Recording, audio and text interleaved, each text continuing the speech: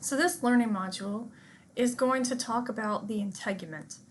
And the integument has a lot of different functions which are very important. One of them is protection. So the integument is actually a layer on the outside of your body that is going to protect the internal environment from being affected by changes in the external environment. It has important sensory roles because the integument has special receptors in its surface that change in response to a lot of different stimuli, which we'll talk about, and it allows your brain to get information about the outer environment. This integument also has thermoregulatory functions. Blood vessels can dilate or constrict in the surface of the skin, and also there's adipose tissue underlying the skin, and both of those things are going to help the body's internal environment maintain the optimal temperature. There are endocrine functions, such as the production of vitamin D, and also it helps your body maintain its high amount of water because the skin has, which is part of the integument, has a very important barrier made up of lipids that prevents water from evaporating from the skin. So there are several different derivatives of the epidermis, and this all comes from ectoderm. All of these structures come from ectoderm that you might not necessarily think of right away. So skin, specifically the epidermis and the underlying dermis, is considered skin. However, the hair follicles that also originate from the epidermis and invaginate downwards and kind of reside more in the dermis mainly, and the hair that they produce are both parts of the integument. Also sweat glands, which have a similar method of development where they are invaginations from the ectoderm. Sebaceous glands, which are a different type of gland that's also present. And similar to hair production, nails are produced in a somewhat similar fashion, and they are also derivatives and part of the integumentary system. And mammary glands are one other type of gland similar to sweat and sebaceous glands, although they have specific function, that they are also derived from the epidermis and part of the integument.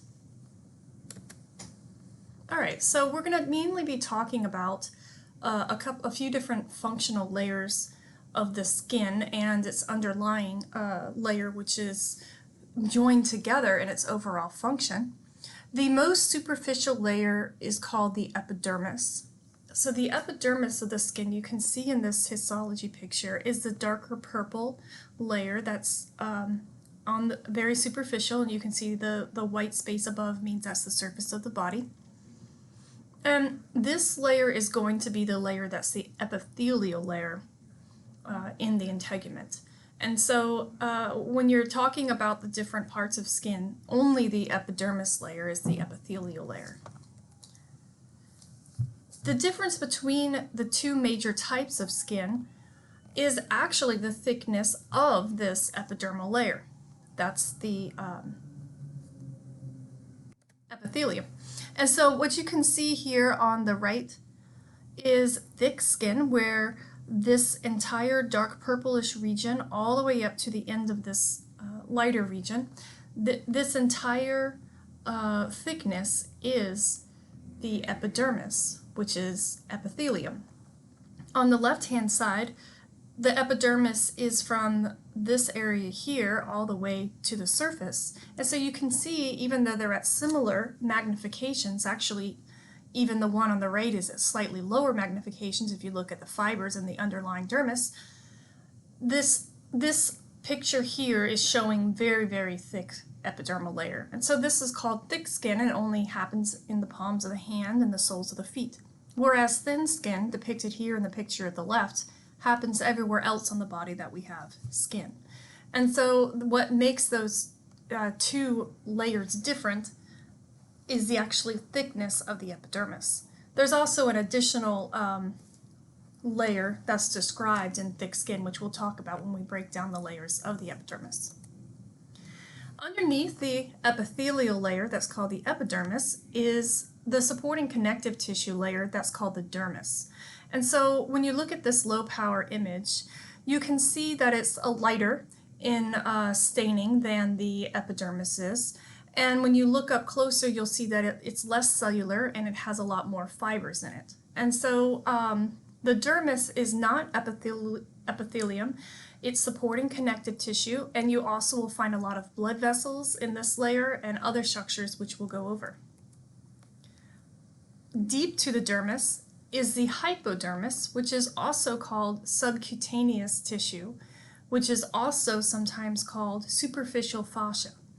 And here you can see, even from this low power view, that in the hypodermis, we have a lot of adipose tissue. So there are irregularly placed collections of adipose tissue that's interspersed in the hypodermis. We also have even bigger blood vessels, so it's highly vascular. I can even see larger vessels from this low power view.